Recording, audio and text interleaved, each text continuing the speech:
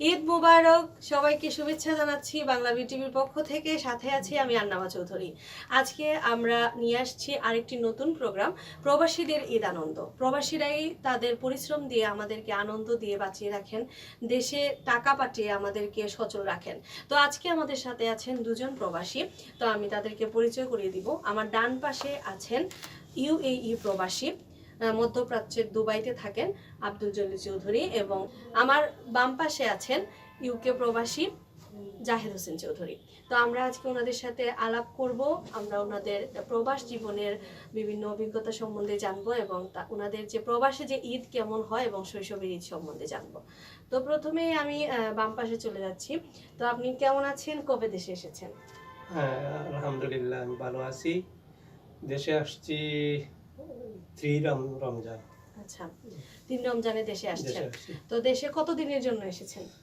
5 weeks. আচ্ছা, মাত্র 5 সপ্তাহের জন্য দেশে এসেছেন। বেসিক্যালি দেশে আসছেন আসলে ঈদ করার জন্যই, ফ্যামিলি নিয়ে ঈদ করার জন্য। তো যখন দেশে আসেন, প্রতিবারই তো মানে আসা হয়, সব সময় দেশে আসা হয়।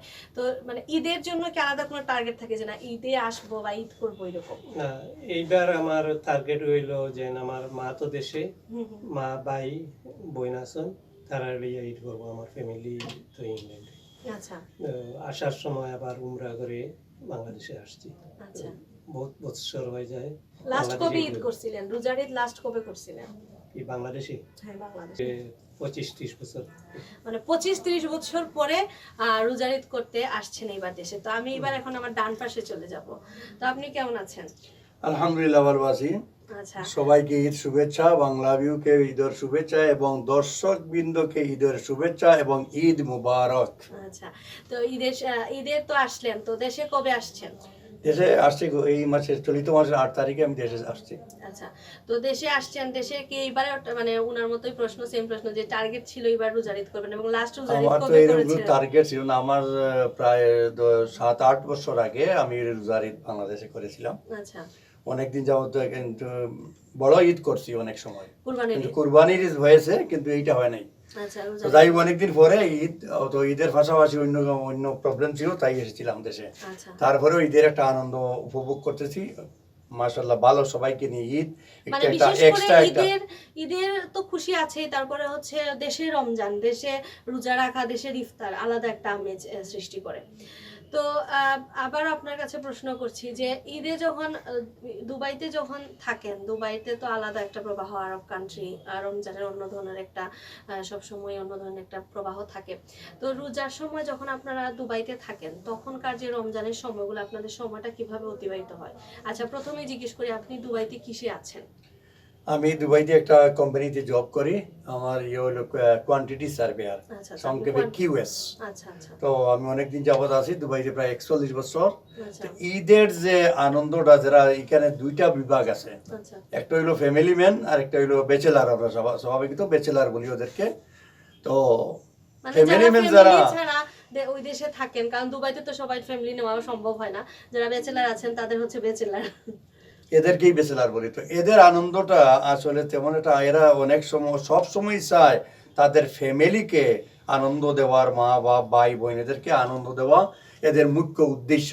আর ওইখানে যারা ঈদ করে শুধু নামাজই পড়ে, মানে বাহিরে একটা হাসি আসে কিন্তু ভিতরে এদের কিন্তু একটা শান্তি নেই। মানে ওই বাংলাদেশের প্রতি একটা ইয়ে থাকে, টান থেকে যায়। তারপরে মানে বাংলাদেশের সবাইকে কাপড় চোপড় বা যতটুকু সম্ভব যতটুকু সম্ভব হয় প্রত্যেকের প্রয়োজন মেটানোর চেষ্টা করা হয়। কিন্তু নিজের বেলায় কিন্তু অনেকটা মানুষে এত কেয়ারলেস, মানে ঈদের কাপড়ই কিনে না বা পরেও না এইরকম। তো এটা জাস্ট খালি ঈদ মানে নমাজটা পড়লো, নমাজ পড়ার পরে বন্ধু বান্ধবের সাথে হাসি মুখে বললো, কিন্তু অন্তরের মধ্যে আসলে তার ঈদের যে আনন্দটা, অ্যাকচুয়াল যে আনন্দ, ওইটা বা ওইটা তার ভিতরে মানে আসে না, কাজ করে না, বাইরে শুধু কাজ করে। আর ফ্যামিলির জন্য মনটা রয়ে যায় বাংলাদেশে বা যার যে দেশ আছে ওই দেশে মনটা তাকিয়ে যায়। আচ্ছা, আচ্ছা। তো আপনার কাছে এখন প্রশ্ন করব, আপনাদের তো শৈশব যখন দেশে ছিলেন, আসলে শৈশবের ঈদের সাথে কোনো ঈদের তুলনাই হয় না। শৈশবের ঈদের আনন্দটা ছিল একদম পবিত্র, মানে কোনো চিন্তামুক্ত একটা আনন্দ ছিল। তো শৈশবে যখন ঈদ করতেন, শৈশবের ঈদকে আসলে এখন কতটুকু মিস করেন?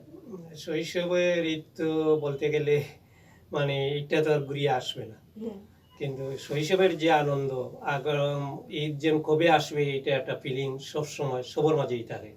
বিশেষ করে তখন আমি আমার গ্রামে ছিলাম, তখন গ্রামের মাঝে সমবয়সী সহপাঠী যারা আছে, এরা আগের দিন রাত্রে থেকে খালি প্রিপারেশন কিভাবে যেন কালকে সূর্য উঠবে আর ঈদের নামাজ, ঈদের অনুষ্ঠানে যাব। আচ্ছা, মাঝখান দিয়ে আরেকটা কথা বলি, ঈদের চাঁদ নিয়ে আপনাদের এক্সাইটমেন্টটা কেমন হ্যাঁ, ছিল? আগের দিন তো এই মানে ইভিনিং টাইম কালে যেন কবে চাঁদ উঠে, তো কোনো কোনো সময় মানে আমরা বারে দল বান্ধিয়া 15-20 জন খালি জায়গা গিয়ে মাঠে। খালি মাঠে গিয়ে ওয়েট করতাম যেন খালি চারটা উঠে কিনা। আচ্ছা। এখন হয়তো রেডিও যান্ত্রিক যুগ, যেন কন্টিনিউ যেন টিভি সাথে সাথে বা খবর রেডিও চলে খবর আসে। চলে আসে, তখন তো এইরকম সিস্টেম ছিল না। তখন আকাশের দিকে তাকাইয়া যেন কবে চারটা উঠবে আর আগামীকাল ঈদ করবে। আচ্ছা। ঈদের দিন ভোরে উঠে গোসল করলাম, গোসল করার পরে নতুন জামা কাপড় যার যেটা আছে সাধ্য মতো লাগাইয়া ঈদগাতে চলে গেল। ঈদগার পরে আমাদের গ্রামের একটা সিস্টেম ছিল যে সব সহপাঠী যার যার এজ যারার সাথে চলাফেরা করতো, সবাই আলাদা বেঁচে আলাদা আলাদা ব্যাচ, 20 জন, 15 জন, 16 জন, গ্রাম গ্রাম প্রত্যেকের ঘরে ঘরে গিয়া সালাম করা এবং সাথে সন্দেশ পিঠা এই সমস্ত। আচ্ছা, ওই সময় কি মানে সালামির রেওয়াজ ছিল কিনা? তখন এই সালামের রেওয়াজ ছিল না, বাট যার ঘরে গেলে কি ধরনের পিঠা খাওয়া হইতো, মানে এগুলা কি মনে পড়ে কিনা? সমস্যা, পরে নুনগড়া, নুনগড়া না, আরেকটা পপ পিঠা, গুড়ের গুড়ের সন্দেশ, সন্দেশ, এইগুলাই বেশি তা। আচ্ছা এভরি গরো গেলে বলে একটু খাওয়া খাওয়া তো একটা একটা করে গেলে 40-45টা করে গেলে অনেক হয়ে যেত। আচ্ছা, তো ওই সময় যে মানে ওই সময় তো আসলে সালামির রেওয়াজটা আপনাদের সময় তখন না, চালু তখন হয় না। ছিল না। তখন কি ঈদ শপিং যেটা মানে এখন যেটা বাচ্চাদের মনে যে আমার 10টা জামা থাকবে, মানে এখনকার যে সিস্টেম আর কি, যে বাচ্চারা আমার এতটা জামা লাগবে বা এই জায়গা থেকে আমি কিনবো, বাচ্চারা সাথে যাচ্ছে মা বাবাদের সাথে, আপনাদের সময় আসলে এই শপিংটা কেমন তখন ছিল? এইরকম শপিং এর সিস্টেম ছিল না বর্তমানে যেভাবে। তখন যার সাধ্য আছে মানে ঘরের গার্জেন, বাপ বা বড় ভাই, এরাই শপিং করিয়া নিত, যেন ভাই বোন সবার লোকে নিয়ে যার যারই একটা আন্দাজ পাখি দেওয়া হইতো।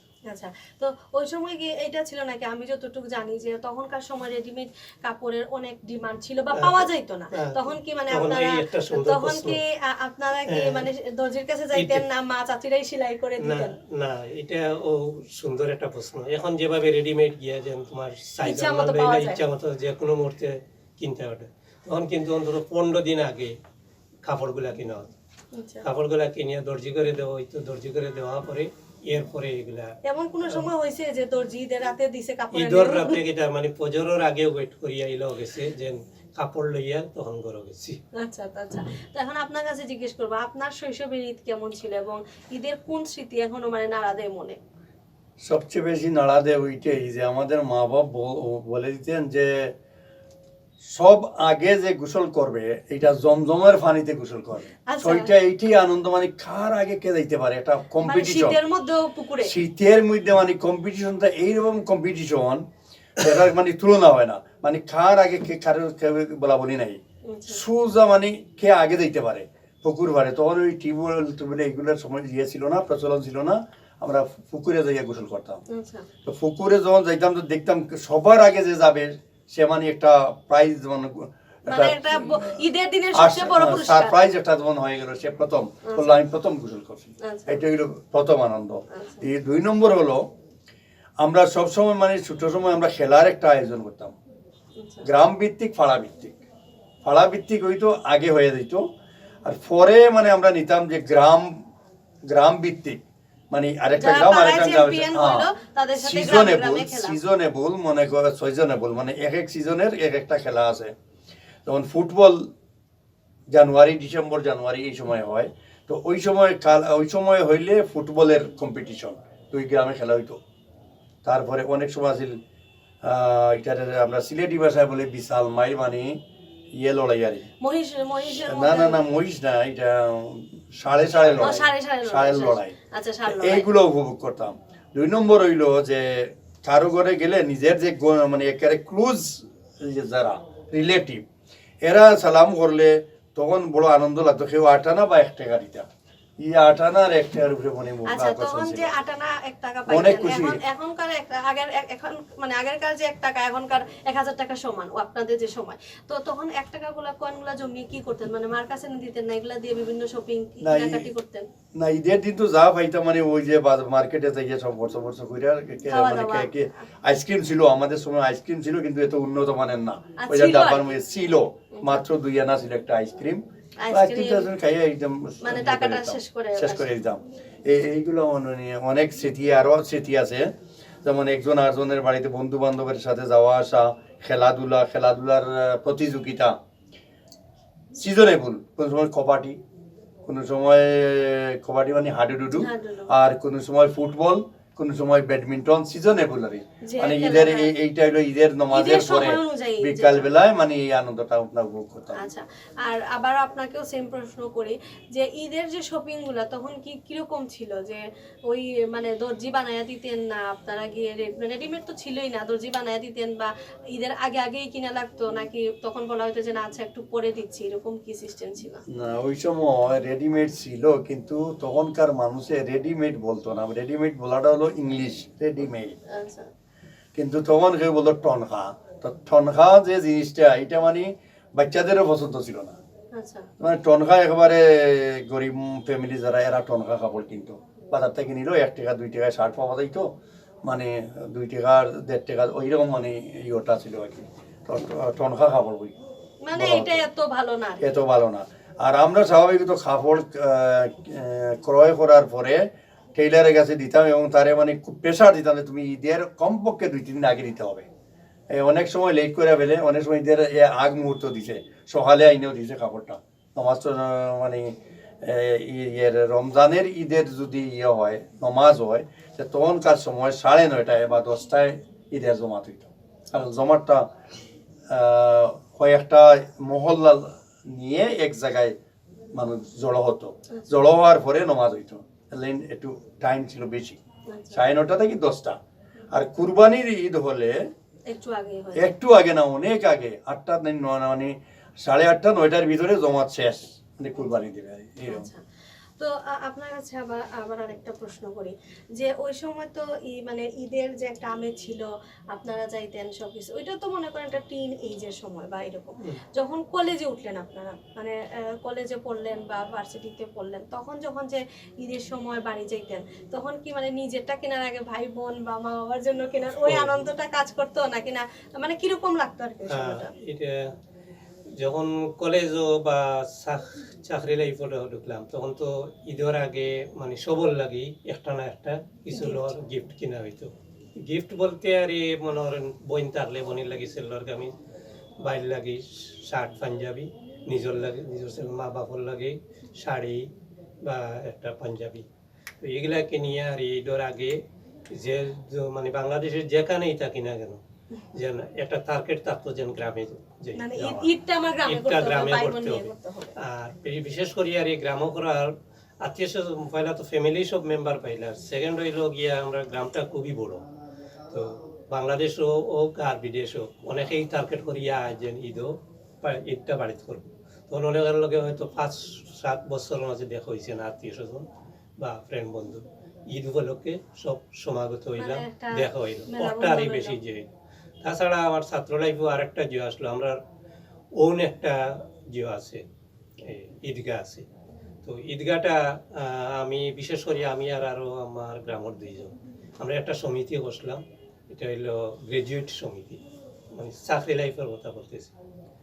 তখন এই সমিতির মাধ্যমে প্রত্যেক ঈদও মানে এই জিওটারে ঈদগাহটারে সাথে একটা প্রাইমারি স্কুল আছে আর এক সাইডে হইলো ঈদগাহ, প্রায় 7-800 মানুষে ঈদের নামাজ পড়ে। এই ঈদগাহটারে আমরা সমিতির যত মেম্বার আসলাম এর মাঝে বেশিরভাগ দায়িত্ব আমার উপরেই পড়তো। তো আগের দিন গিয়া কিছু খামলা লইয়া সৌন্দর্যবর্ধন। সৌন্দর্য বলতে তখন আমরা কিছু ফ্ল্যাগ দিয়ে বসলাম, লাল নীল ফ্ল্যাগ আচ্ছা আচ্ছা, কাপড়ে। বাঁশ দিয়া আর আমরা বাড়িতে তো বাঁশ আছে, এই বাঁশগুলা আমরা দিয়ে কাটাইয়া কুটি দিয়া পুরা ঈদগাটারে রাউন্ড ফ্ল্যাগ দিয়ে দিয়ে করতাম একটা সুন্দর করে সুন্দর সাজানো। করে। আর একটা ছোট্ট গেট, মানে এত হাই ফাই গেট নয়, নর্মাল একটা ঈদ মুবারক কইয়ে দিও। তাছাড়া সিএমবি রোড থেকে ঈদগাটা ধরো 200 ইয়ার, এই রাস্তাটাও আমরা দিয়ে দিয়া ফ্ল্যাগ দিয়া এখানে সিএমবি রোড পর্যন্ত অটো করে বেশি আনন্দ লাগতো। মানে এই কাজগুলার যখন করতেন তখন মনে হইতো যে না আসলে ঈদ চলে আসছে বা ঈদের একটা আগের দিন করে প্রিপারেশন, মানে ঈদগাহ সাজানির প্রিপারেশন। তখন পরের দিন যারা ঈদগাহ তাইতো মনে হয় দেখলে সারপ্রাইজ এরিয়াতে এইরকম এই টাইমে ইলা সাজানি হইতো না, মানে মানে তখনকার দেখলে সময়ের খুব জন্য একটা এটা সুন্দর অনেকটা লাগতো, মানে ডিফারেন্ট লাগতো। হয়তো মানে বেশি পয়সা যাইতো না, খালি বাসটা আমরা তো জিহত আছে। আর ফ্ল্যাগ আমরা বানাইয়া রাখি দিছি প্রত্যেক ঈদও, ও ফ্ল্যাগ গুলো ইউজ করতাম, কাপড়ের ফ্ল্যাগ, লাল নীল হলুদ সব, মানে বিভিন্ন কালারের সৌন্দর্যের জন্য এইটারই মানে আমরা একটু বাড়তি আনন্দ দিত, বাড়তি আনন্দ দিত। তো আপনি প্রবাসে কখন গেলেন, মানে যখন গেলেন স্বাভাবিক মানে কত সালে গেলেন, এবং যাওয়ার পরে প্রথম যে ঈদ, তখন কেমন লাগছিল আর কি, যে ফ্যামিলি ছেড়ে একদম নতুন একটা পরিবেশে তখনকার ফিলিংসটা আসলে কেমন ছিল? আমি 1981-এ দুবাইতে চলে যাই। এর আগে আমি চাকরি করতাম, চাকরিতে ছিলাম, ওইখান থেকে চলে গেছি। প্রথম যে ঈদটা, এটা বড় প্যাথেটিক, মানে এটা স্মরণীয় হয়ে থাকবে। তখন আমার মা ছিলেন, তখন আমার ছোটো ভাই আর ছোটো বোন, এরা ছোটো ছোটো ছিল অনেক। ছোটো ভাইটার বয়স তখন ছিল না, তো ছোটো বোন ছিল। তো এদের জন্য মানে খুব একটা খুব মানে মনটা অনেকই খারাপ ছিল। আর প্রথম ঈদ তো, আর মাও ছিলেন তখন, আমার বাবা ছিলেন না, তো মাকেই মনে করতাম আমি, বাবা মা সব কিছু। তো এই যে মারে যে মানে মিস করা, এইটাই হলো সবচেয়ে বড় ব্যতীত করছে, এবং মানে মনে খুব আঘাত দিছে। এটাই হলো প্রথম ঈদটা মানে খুব দুঃখজনক। আসলে মানে পরিবার ছেড়ে ঈদ করাটা আসলে অনেক বেশি কষ্টের। এটা মানে যে কোনো জায়গায় হোক, সেটা দেশের বাইরেই হোক কিংবা দেশের ভিতরেই হোক, পরিবার ছাড়া ঈদ করা আসলে ঈদই হয় না, তখন ঈদটা অন্যরকম হয়ে যায়। তো আপনি কত সালে বিদেশ গেলেন আর কি? আমি 1993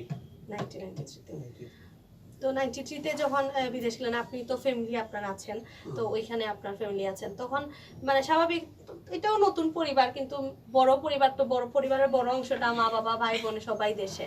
তখন আসলে নতুন পরিবেশে গিয়েছেন ঠিকই, কিন্তু কেমন লেগেছিল? বাট 1993 যখন যাই তখন আই থিঙ্ক নভেম্বর ডিসেম্বর ছিল আমার, পুরো শিওর নাই, মানে নভেম্বরে। এরপরেও মনে একটা ঈদ পড়ছে, পড়লে তখন আর একটু বেশি আফসোস করছি। আমার তখন মাও ছিল, বাপও ছিল। এখন মা আছেন, বাপ নাই। আর বিশেষ করে এই যে ঈদগাহ সাজানি সহপাঠীর লগে দিয়ে করা, এই দুইটাতে মানে বিশেষ করে মা বাপ ভাই বোন এবং এই যে ঈদগাহ সাজানি গ্রামের যে কাজগুলো, মানে ওগুলাই বেশি ফিলিং করছে। পাশাপাশি ইনো তো আমার তখন আমার বড় মেয়ে ছিল, বড় মানে এখনকার বড় মেয়ে তখন বেবি ছিল, আর তো আমার ওয়াইফ আছে। তো আফটার অল মানে দেশটারেও বিশেষ করে তো ফার্স্ট ঈদও আর খারাপ লাগছে, যদিও মানে ফ্যামিলির সাথে কিন্তু এই জিওটা যেন তো বছর আটাই আইছি তখন। আচ্ছা, তারপরে তো আপনি তো লন্ডন সিটিতেই আছেন। জি, আচ্ছা, লন্ডনে আছেন। তো লন্ডনে আসলে ঈদটা আসলে কেমন হয়, মানে দেশের ঈদ, ওই দেশে তো ম্যাক্সিমামই হচ্ছেন মানে মুসলমান না, তো দেখা যায় যে ওইরকম কি উৎসব লাগে কিনা, বা মানে যদিও বাঙালি সিলেটি অনেক বেশি লন্ডনে, তারপরেও মানে ওইরকম ওইখানে ঈদের আমেজটা আসলে কিরকম থাকে, বা রোজার আমেজটা কিরকম থাকে, ইফতারের জন্য কি আলাদা পশা সাজানো হয় কিনা? এটা আমি মানে দুই পার্টি বলতে হয়। মানে যখন আমি ফার্স্টে যাই তখন তো জাকজমক ছিল না, ছিল মুসলমান, বাট এইরকম জিও না। কিন্তু বর্তমানে যদি মানে যারা গেছে তারা হয়তো জিও করতে পারবো, অনুমান করতে পারবো। এখন বাংলাদেশের চেয়ে কম না, কম না। ও কারণে বলছি সেন্ট্রাল লন্ডন বিশেষ করে মানে ইংলিশ পিপুল কম, মোস্ট হইল ওয়ার্ল্ডের বিভিন্ন কান্ট্রি। এতে গিয়ে মুসলমান, লট অফ মুসলিম। মানে আমাদের এখানে জানি না কটা জমাত হয়, আমাদের এখানে মানে আমি যে এরিয়াতে থাকি এই এরিয়াতে হাজারে হাজার হইতে জমাত। আমি ওয়েস্টমিনিস্টারে আছি, মানে ওয়েস্ট লন্ডন। আচ্ছা তো এইখানে আছে মনে করেন সৌদি আরবের সবচেয়ে বড় মসজিদ রিজেন্ট পার্ক, এখানে 5টা জমাত। এরপরে আছে মরক্কান একটা মসজিদ বিরাট। আর বিশেষ করে আমরা বাঙালি কমিউনিটির আছে টাওয়ার এমলেটে ইস্ট লন্ডন মসজিদ, ইউরোপের সবচেয়ে বিগেস্ট মসজিদ, এখানেও 5টা জমাত। প্রত্যেক মসজিদে 3টা 5টা। মানে আপনি মোটামুটি বাঙালি এরিয়ার মধ্যে পড়ে, মানে ঈদের না, আমেজটা আমি পান। বাঙালি এরিয়াত না থাকি, ইংলিশ মানে ডিফারেন্ট এরিয়াত, বাট এই সাইডে মুসলমান বেশি, অনেক বেশি, মিডিল মুসলমান ইস্টের বেশি। মুসলমান বেশি, আচ্ছা আচ্ছা। মিডিল ইস্ট বা ইউরোপিয়ান মুসলমান আছে। তো ঈদের কিন্তু দিনে যে ঈদের- আমরা হুম। যে সাধারণত যে ঈদের দিন সকালে বা যখন দুপুরবেলা বের হই বা সকালবেলা যখন আপনারা বের হন পাঞ্জাবি পরে সবাই মানে একটা জামাতে যাচ্ছে, একটা অন্যরকম আনন্দ, সবার নতুন পোশাক। ওই মানে ইংল্যান্ডে যখন আপনি বের হন তখনও কি আপনার এরিয়ায় এরকম থাকে? এইরকম এই দিন বিশেষ করে মানে রাস্তাঘাটে বাড়াইলেই দেবেন খালি টুপি লাগাইল, পাঞ্জাবি শেরওয়ানি, এরপরে তুপ লাগাইয়া ছোট ছোট ছেলে মেয়ে। আর বিকাল হইলে পাইবা সব মহিলা হবে। আচ্ছা এই জন্য মাস শেষ হওয়ার পরে আফটার 3-4 o'clock মানে সবাই তখন ফ্যামিলি দিয়ে family সব নিয়ে বাড়াইবে। সবাই বের প্রত্যেক গাড়ি বাই চাইলেও তো রাখিয়া যাওয়ার সিস্টেম নাই, যে গাড়ি তো যে বাজেন টুপি লাগাই। মানে 10টা গাড়ি গেলে এর মাঝে 4টা-5টা পাইবা, যে বিশেষ করে সেন্ট্রাল লন্ডন যে ঈদের আর ইফতারির যে ব্যাপারটা, মানে ইফতার কি আপনাদের ওইখানে কি আলাদা করে, যেমন দেশে যেরকম দোকান হয় ইফতারের জন্য আলাদা করে, ওই রকম হয় কিনা? এইরকম মানে হয়, বাট মানে হইলে বাঙালি এরিয়াত হয়, যে ইস্ট লন্ডন যেটা বলছি এখানে বেশি বাঙালি। আমরা সাইডে কম, কিছু আরবিয়ান দোকান আছে মিডিল ইস্টের, এরা সুইট যে করে সেল আচ্ছা, করে। আচ্ছা, আচ্ছা। বাট মসজিদ আইন তো প্রচুর ইফতারি দেয়, প্রত্যেক মসজিদও ইফতারের ব্যবস্থা আছে। এখানে মানে বেশিরভাগ মানুষ গরম কম করে, পুরুষ মানুষ নামাজও গেল ইফতার করিয়া নামাজ পড়িয়া গেল, আচ্ছা। এরপরে তার হয়তো হেভি খানি খাইলে তারপর বাসায় বাসায় আসে। আসে। তো আপনার কাছেও সেম প্রশ্ন, মানে আপনার যেহেতু আরব কান্ট্রিতে আছেন, ওইখানে তো সবাই আসলে ম্যাক্সিমামই হচ্ছেন মুসলিম, তো তারপরেও মানে ঈদের ওইখানে ঈদের মানে কালচারটা কিরকম, বা ইফতারের মেনুগুলা কিরকম হয়, বা ইফতারে কি কি পোশাক সাজানো হয় দোকানগুলোতে, ওইগুলো একটা জানার ইচ্ছে ছিল। ওইখানকার ঈদ মানে এত আনন্দ উৎসব এরা করে, দেশটা হলো মুসলিম, তারপরে দেশের লাইটিং খুব বেশি করে, ও রোডের মধ্যে লাইটিং করে, বিভিন্ন রাউন্ড অ্যাবাউটে লাইটিং করে, খুব ফোকাস হয়, মানে ঈদ মোবারক লিখে মানে সব রাউন্ড অ্যাবাউটও মেইন রোডে মানে ফ্ল্যাগ বা অনেক লাইটিং করে এরা। মানে অনেক সুন্দর করে সাজায়। অনেক সুন্দর ঈদের সময় মানে আলাদা, মানে স্পেশালি তার রোড বা বিভিন্ন রাউন্ড অ্যাবাউট রোড বা বড় বিল্ডিং এগুলারে সাজানো হয়। আর ঈদের আনন্দটা মানে ঈদের বেশিরভাগ মোস্ট অফ মুসলিম, তো বের হইলে সবাই তো মুসলিম, সবই মুসলিম। আচ্ছা। মানে এটাই যে জমাত হইলো মানে বুর ফজরন নমাজের 10 থেকে 15 মিনিট পরেই জামাত শুরু হয়ে যাবে, কিন্তু ওইখানে মসজিদে খুব কমই হয়, বিশেষ মসজিদে হয়। বাকি ওই ঈদগাহ, আমাদের দেশে একটা হয় ঈদগাহ ময়দানে, মানে মাঠের মধ্যে ঈদ হয়। আমাদের দেশে মানে একটা ওইখানে ঈদগাহ হয়, ঈদগার কালচারটা আছে। ঈদগার কালচারটা আছে, বড় ঈদগাহ, মানে খুব বেশি মানুষ হয়, সময় 10-15 হাজার 20 হাজার, কোনো জায়গায় আরো বেশি মানুষ হয়, মানে এক এক জায়গায় এক একটা ঈদগাহ। আর মসজিদে মানে যদি কিছু কিছু মসজিদ আছে, এগুলো আগে তারা নিউজে বইলা দিবে যে ওই মসজিদে ফলানা ঈদগাহ হবে। মসজিদ। তখন বিশেষ করে আবুধাবি একটা মসজিদ আছে, শেখ জাহিদ মস্ক, এটা বিশেষ বড়, মানে এশিয়ার ভিতরে বড় একটা মসজিদ, প্রায় 10 লাখ মানুষ মনে হয় একসাথে নামাজ পড়তে পারে। তো আমিও করছি আলহামদুলিল্লাহ। তো এইখানে যে ঈদের আনন্দ একটা, এটা কিন্তু খুবই মানে খুবই উৎফুল্ল মানুষ, সবই বেশিরভাগই একই ধর্মের, আর বিভিন্ন জাতের মুসলমান, পাকিস্তানি, মুসলিম সবই মানে এক এক ইয়ে আছে। ইফতারির যে ওই দেশে একটা জিনিস হলো, ইফতার তো তারা মানে গভর্নমেন্টের পক্ষ থেকে লট অফ ইফতার দেওয়া হয় মানুষের ফ্রি, আচ্ছা। যারা ইচ্ছুক নিতে পারে, স্বইচ্ছা যারা নেয় নিতে পারে, আচ্ছা আচ্ছা। দেয় যারা সবাই ইফতার। ফ্রি, আর আর যে চায় না ওইখানে কি ওইরকম মানে আমাদের দেশে যেরকম মানে ছোট ছোট দোকান হয়, অনেক এগুলা বেশিরভাগই দোকান মানে কি বাঙালি কি আইটেম পাওয়া যায়? সব আইটেম আমাদের দেশের মতো যে এগুলো আবার আরবিরা খায় না, এগুলো হইলো বাইরের যারা আছে, মানে ইন্ডিয়ান, পাকিস্তানি, বাংলাদেশি, এরা এই ফাকুড়া, সমোসা, পেঁয়াজু, বেগুনি, কাবাব, জিলাপি, ঠিক আমাদের দেশের মতো এখানে দোকান মানে অ্যাভেলেবল দোকান মানে দোকান আছে।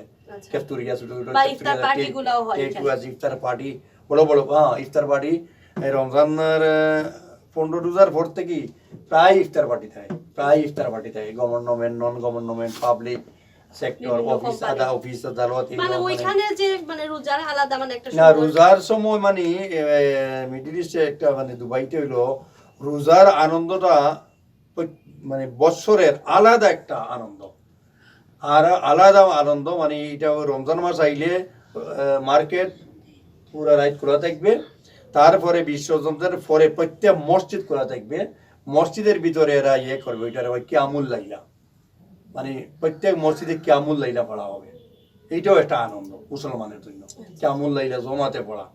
আর ঈদের নমাজ আর সূর্য উঠার 10 থেকে 15 মিনিট পরে ঈদের নমাজ হয়ে যায়, আচ্ছা, মানে ওইখানে ঈদের আনন্দটা অনেক বেশি বেশি। মানে তারা একদম সকাল থেকে শুরু করে দেয়, মানে শুরু যত করে দেয়। সময় করা যায়। জি তারপরে হইলো আমরা যারা মানে ওই দেশে আর তারা বলে কি যারা ইয়ে না বহিরাগত, তারা আরবিতে হয় খারিজি, বহিরাগত যারা, এরা উৎসব এই সময় ঠিক আছে, পরে যাইয়া যাদের রুমে যাইয়া দেখি ওই বাড়ির কথা মানে বাড়ির দিকে তার মন আছে, ছেলে মেয়েরে মিস করতেছে, ওইটা হলো অন্য বিষয়, কিন্তু মানে সকালে খুব ওই ফোকাস দেশে হয়। ওই দেশে যারা থাকে বা ওই দেশে যারা মানে অধিবাসী আছে তাদের জন্য ওইখানে ঈদ অনেক বেশি সুন্দর হয়, অনেক বেশি মানে সুন্দর, যারা অনেক বেশি আরবিয়ান সুন্দর, আছে বা যারা ইয়ে। আচ্ছা, এখন আমরা আসলে এই বছর যে ঈদটা পাচ্ছি দর্শক, এই বছর ঈদটা আমাদের জন্য আমার কাছে মনে হচ্ছে অনেক বেশি স্পেশাল, কারণ এই বছর আমরা প্রায় 2টা মানে 4টা ঈদ পরে, মানে 2টা রোজার ঈদ 2টা কুরবানির ঈদ পরে আমরা আসলে এত আমি যে মানে ঈদ মানে করতে পারছি, কারণ দেখা গেছে গত 2 বছর আমরা প্যান্ডামিকের মধ্যে আমরা কোলাকুলি পর্যন্ত করা নিষিদ্ধ ছিল আমরা নিজের সেফটির জন্য আমরা দূরত্ব মেনটেন করছি, আমরা ঈদগাহে যেতে পারি নাই, মসজিদে নামাজ পড়ছি। তো এটা কিন্তু শুধু যে বাংলাদেশে ছিল এরকম না, ওয়ার্ল্ড ওয়াইড এরকমই ছিল, এরকম একটা মানে খারাপ সিচুয়েশনের মধ্যে আমরা কেটে গেছি। তো স্বাভাবিকভাবে ওই সময় বিশেষ করে ইংল্যান্ড বা ইউরোপ কান্ট্রিগুলোতে মানে বেশি ইয়ে ছিল, মানে মহামারীটা অনেক বেশি ছিল, যেটা মানে প্রতিটা দেশেই খুবই কড়াকড়ি ছিল নির্দেশ, কিন্তু মহামারীটা ছড়িয়ে গিয়েছিল মানে ইউরোপ আমেরিকা ওইগুলোতে অনেক বেশি। তো আপনার কাছে জানতে চাচ্ছি তখনকার সময় মানে করোনার সিচুয়েশনে আপনাদের রোজাগুলা কেমন ছিল, বা ওই সময় কি মনে হয়েছিল যে বাঁচবো কিনা, যে বাবা দেশে আর আসতে পারবো কিনা, ওরকম মানে করোনার সিচুয়েশনটা কেমন গিয়েছিল?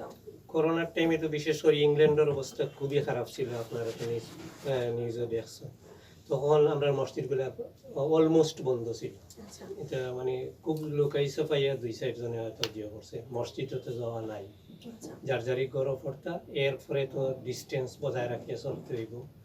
আর ঈদ তো মনে হয় একটা ফোর্সে পড়লেও বলা 2 মিটার ডিস্টেন্স রাখিয়া আমরা ঈদের নামাজ পড়ছি। আর যেও একটা অক্তি নামাজ বা এই কেটা হয় তেরাবি, এগুলা কমপ্লিটলি বন্ধ আসে। বন্ধ আছে। তো মানে ওই সময় তো আসলে আমাদের যারা দেশে ছিলাম আমরা, তারা বন্দি জীবন পার করলেও তাও কিছুটা দেখা গেছে যে একটা পাড়ার ভিতরে আত্মীয় স্বজন আছে, কেউ আছে। আপনারা তো সম্পূর্ণ শুধু আপনাদের পরিবার কেন্দ্রিক, মানে বাইরে তো এত পরিচিত মানুষ, মানে একদম কাছাকাছি পরিচিত মানুষ কম ছিল, তখন আসলে সময়গুলো কিভাবে পার করেছে? সময় তো তখন হয়তো গরো আর খাজো গেলে খাজো, আর তো কোনো জিও নাই ওয়া নাই। আচ্ছা, বিশেষ করে তো যারা জিও হইছে করোনা এফেক্টেড হইছে, এরা তো কোয়ারেন্টাইনও। আচ্ছা, আপনার কি করোনা হয়েছিল না, কিনা? আমার ফ্যামিলিতে হয় না, আচ্ছা, বাট খুব ভয় ছিল যে আশপাশ পার্শ্ববর্তী নেইবার্স আত্মীয় স্বজন প্রচুর হয়েছেন, মারাও গেছেন নিজের আত্মীয় স্বজনের মাঝে, খুব খারাপ ছিল। আচ্ছা, আল্লাহর রহমতে আমার ফ্যামিলি হ্যাঁ, আমার এক মেয়ের হয়েছে, আচ্ছা, আচ্ছা, বড় মেয়ের হয়েছে 15-10 দিন বাট কোয়ারেন্টাইন নর্মাল জিও পাকে মানে নরমালের মধ্যে। সিরিয়াস কোনো পজিশনও গেছে না, আচ্ছা, আচ্ছা। আল্লাহর কাছে। তো আপনার কাছে আবার প্রশ্ন করছি, আপনাদের সময় যে করোনার সিচুয়েশনটা আসলে কেমন ছিল আরব আমিরাতে, এবং তখনকার যে মানে কিরকম নিয়ম কানুন মানা হয়েছিল এখানে? আমাদের ওই সময় মসজিদ পুরা বন্ধ ছিল, নামাজ মানুষে ঘরে পড়ছে, কোনো জামাত নাই। ঈদের সময় কোনো ঈদগাতে কোনো নামাজ হয় নাই, কোনো মসজিদে নামাজ হয় নাই। মানুষে মানে এটা প্রকাশ্যে না, একটু গোপনীয় রক্ষা কইরা প্রত্যেক যেন মানে কোনো আরো স্টাফ ক্যাম্প, লেবার ক্যাম্প বা এইরকম আছে না, এর মানে একটু মানে ক্যামোপ্লাইজ করিয়া এরা নামাজ পড়ছে নাকি ঈদের নামাজটা, আচ্ছা, আচ্ছা, যাতে ওয়াজিবটা আদায় হয়। কোনো মসজিদে বা কোনো ঈদগাতে নামাজ হয় নাই। আচ্ছা আচ্ছা। তো মানে করোনার সময়টা আসলে সব দেশেই সব জায়গায় আসলে অনেক একটা খারাপ সময়ের মধ্যে গিয়েছিল, সবার জীবনেই আসলে অনেক কষ্টের একটা সময় গিয়েছিল। আমাদের আবার এখানে কাজ বন্ধ ছিল না, আচ্ছা লকডাউন ছিল, রাত্রে ছিল সন্ধ্যা 6টা থেকে ভোর 6টা। আচ্ছা। তো রাত্রেবেলা মানে ওই সময় মানে বাইরে হইতো না, বাইরে কিছুদিন হইলে এইভাবে fine গেছে, ছিল। এইভাবে গেছে, ফাইন ছিল। আচ্ছা কিন্তু কাজ বন্ধ হয় নাই, যারা মানে কাজ করতেছে অফিস আদালতে লিমিটেশন মানে ওই দূরত্ব ডিস্টেন্স বজায় রাখিয়া বসতে হইতো। আর মাস্ক মাস্ট বি এখন পর্যন্ত মনে হয় রয়ে গেছে, মাস্ক মানে পড়তেই হবে। আচ্ছা আচ্ছা। তো অফিস আদালতে মানে স্টাফ করা হয়েছে, ডিডাকশন মাইনাস করা হয়েছে, মানে অনেক কমায় 30%, 20% বসাই রাখা হয়েছিল, যাতে মানে হয় না হয়, ডিস্টেন্সটা বজায় থাকে, শিডিউলিং এর মাধ্যমে কাজ শিডিউলের করছে। মাধ্যমে। আচ্ছা, তো আমরা আসলে মানে অনেক দুইজন প্রবাসী দুই দেশের দুই রকম কালচার সম্বন্ধে জানছি, তারপরে আমরা কথা বলছি যে আমরা অনুষ্ঠানের প্রায় শেষ পর্যায়ে চলে আসছি। তারপরে আপনার কাছে আমার প্রশ্ন থাকবে, আপনারা যারা অনেক দিন ধরে দেশের বাইরে যারা ফ্যামিলি নিয়ে আছেন, আপনাদের যে জেনারেশন ছিল সেটা একরকম, এখনকার যারা জেনারেশন ওইখানে যাদের জন্ম হয়েছে তাদের দেশের প্রতি টান কতটুকু, বা তারা কি দেশে আসতে চায় কিনা? এটা একটা সুন্দর প্রশ্ন, বাট এখন আমাদের ইংল্যান্ডে বিশেষ করে আজ থেকে 20-25 বছর আগের যে সিচুয়েশন আর বর্তমান সিচুয়েশনে কিছু ডিফারেন্ট আছে। মানে এজ ফর এক্সাম্পল, আমার বাচ্চা যে সাইডজনও এই ইংল্যান্ডেই জন্ম, এখন এরা তো বাংলাদেশের প্রতি জিওটা কম, আগ্রহটা কম, যার যে ব্রন এন্ড ব্রট আপ ওখানে মানে আসছেও কম, আর তাছাড়া এই গরমের দেশে আইয়া মানে কষ্ট হয়ে যায়। তো তবুও মানে যেন মা বাপ বাংলাদেশি সেই হিসাবে আসে না এমন কোনটা না, কিন্তু তারা টানটা বেশি তার ইংল্যান্ডের মধ্যে। আর এখানেও মুসলিম ফ্যামিলি প্রচুর, কতটুকু পজিটিভলি দেখেন যে এটা তো পজিটিভ হওয়া যায় না, বাট মানে নেগেটিভও, কিন্তু নেগেটিভ হইলেও এখন তো যারা শহরে এরাও তো গ্রামে যেতে চায় না, সেম তো দ্রুপারি যেন যারা ইংল্যান্ডে থাকে তারা মনে করে যে বাংলাদেশ তো। এবং আগে মনে হয় সম্ভবত একটা জিনিস ছিল, মানে এখনো মানে এখন যারা বড় হচ্ছে তাদের মধ্যে নাই, আগে মানুষের একটা ধারণাই ছিল যে ছেলে মেয়ে বড় হচ্ছে দেশে এসে বিয়ে দিলে যাকে একটা শেকড় থাকে গেল, এই জিনিসটা এখন এটা মানে 90% উঠে গেছে, 90% 10% ওইখানেই বিয়ে শাদী, মনে করেন আমি যেভাবে আমার ছেলে আছে আরো জন মেয়ে আছে এইরকম কন্টিনিউ বিয়ে শাদী হচ্ছে। আর বাঙালি ছেলে মেয়েরা এখন আলহামদুলিল্লাহ প্রচুর এডুকেটেড, মনে করেন আমার 3টা মেয়ে 1টা ছেলে, আমার বড় মেয়ে অক্সফোর্ড থেকে এই বছর মাস্টার্স কমপ্লিট করছে, সেকেন্ড হইল আমার ছেলেও ডিগ্রি কমপ্লিট করছে, থার্ড মেয়ে কুইন মেরি থেকে এবার ডিগ্রি কমপ্লিট করছে, আর ফোর্থ মেয়ে ওই নেক্সট ইয়ার জিসিএস।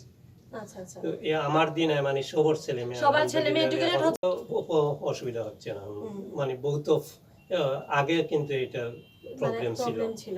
এবং দেখা গেছে যে বাংলাদেশে আইসা মানুষ মানে ওই আনএডুকেটেড মেয়ে নিয়ে যাচ্ছে, তখন তাদের মানে একটা আন্ডারস্ট্যান্ডিং এর সমস্যা হয়, ছেলেরাও সেম তো দ্রুপ যেন এডুকেটেড মেয়ে মিলতো না, বা মিললেও গিয়া যেহেতু দুই দেশের ব্রন এন্ড ব্রট আপ, মানসিকভাবে এটা আনইজি ফিল করতো, এতে অনেক বিয়া শাদী বন্ধ হইতো। এখন আর এইরকম সিচুয়েশন রয়েছে না, মানে সবাই হচ্ছে সবার ওইখানেই মনে করে যেন বেটার।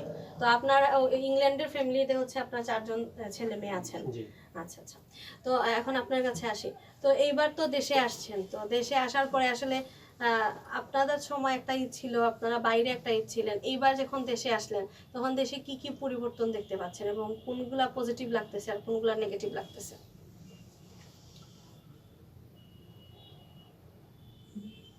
মানে দেশের ঈদের যে আনন্দ, এটা তো মানে বইলা মানে প্রকাশ করার মতো না। দেশের মানে বাহিরে যারা থাকে, বিদেশে যারা থাকে, এরা যখন দেশে আসে তখনই এটা ঈদের মতো হয়ে যায়।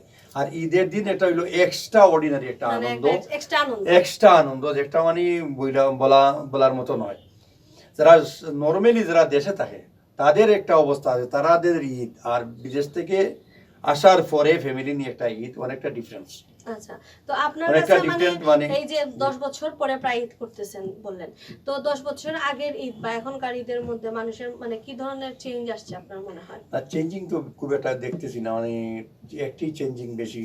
আগে মানুষের চাহিদা কম ছিল, এখন তো মানুষের চাহিদা বেশি। আগে শপিংয়ে মানুষ কম ছিল, এখন শপিংয়ে মানুষ বেশি, শপিং বেশি করে, কাপড় বেশি করে। মানে মানুষের চাহিদা আগের যে বৃদ্ধি পাচ্ছে। চাহিদা, এই চাহিদা থেকে মানে অনেক আপনাদের গুণ বেশি সময় তো চাহিদা বেড়ে আসলে গেছে। দুইজনের কথাই শুনে যতটুকু জানলাম যে মানুষের একটা ড্রেসেই মানুষ খুশি থাকতো, কিন্তু এখন হচ্ছে মানে এক একজনের 4টা-5টাও ড্রেস লাগে। তো সবকিছু মিলে আজকে আসলে খুবই ভালো লাগলো, কারণ আমরা দুই দেশের কালচার সম্বন্ধে জানলাম, দুইজন সম্বন্ধে জানলাম। তো আপনাদেরকে আসলে অনেক ধন্যবাদ, কারণ আপনারা প্রবাসীরা যারা দেশে আসেন স্বল্প সময়ের জন্য আসেন এবং আপনাদের টাইম বের করে আসলে অনেক কষ্ট। আপনি মাত্র 5 সপ্তাহের জন্য আসছেন এবং প্রায় 4 সপ্তাহ প্রায় চলেই গেছে। তো এই কম সময়ের মধ্যে যে আপনি আমাদেরকে সময় দিয়েছেন তার জন্য আমি কৃতজ্ঞ, এবং আপনারাও 1 মাসের ছুটিতে আসছেন, আমাদেরকে সময় দিয়েছেন, তার জন্য আপনাদের কাছে মানে আমরা বাংলাভিউ টিভি এবং আমি আপনাদের কাছে অনেক কৃতজ্ঞতা প্রকাশ করছি আমাদেরকে সময় দেওয়ার জন্য। এবং লাস্ট প্রশ্ন দুইজনের কাছে থাকবে যে আপনারা দেশে আসার ব্যাপারে মানে সবসময় কি এরকম মানে আসবেন কিনা, মানে এইবার আসার পরে কোনো সমস্যা হয়েছে কিনা এটা জানতে চাইবো একটু। না, আলহামদুলিল্লাহ খুবই ভালো লাগছে যে বিশেষ করে ঈদটা বাংলাদেশেও করতে পারছি। আর পাশাপাশি কন্টিনিউ তো আসতে হবে যেহেতু আমার জন্মভূমি। আর ঈদটা করায় আমার বেশি আনন্দ লাগে, যেন রোজার বকরা ঈদ করছি, বাট ঈদ জিহর ঈদ তো হইলাম রোজার ঈদ তো 25-30 বছর পরে, মানে অন্যরকম একটা আনন্দ লাগে। অন্যরকম একটা আনন্দ লাগে। আচ্ছা, বাংলাভিউর সব দর্শক কলা কৌশলী আমার পক্ষ থেকে ধন্যবাদ, আর আন্নামাকেও ধন্যবাদ। আচ্ছা, ধন্যবাদ আপনাকে। তো আপনার বাংলাভিউ টিভির পক্ষ থেকে আপনাকেও ধন্যবাদ। আমাদের সাথে থাকবেন এবং অবশ্যই বাংলাভিউ টিভির সাথে থাকবেন। সবাইকে আবারও ঈদ মুবারক, এবং এতক্ষণ আপনাদের সাথে ছিলাম আমি আন্নামা চৌধুরী।